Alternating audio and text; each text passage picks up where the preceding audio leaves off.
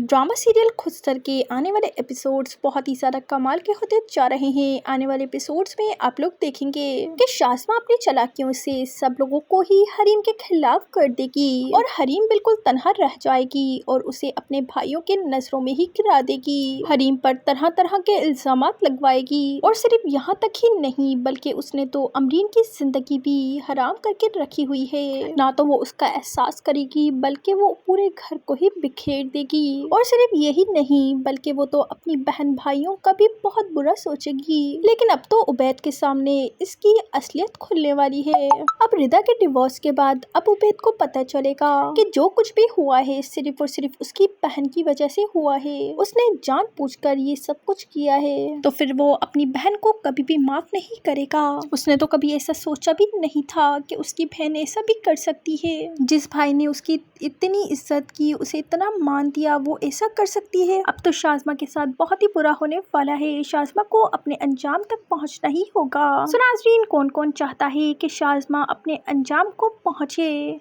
Comment में अपनी राय का इज़हार लाजमी दीजिएगा। मज़ीद ड्रामा रिव्यूज़ के लिए चैनल को सब्सक्राइब कर दें और वीडियो को लाइक कर दें। अल्लाह हाफिज़।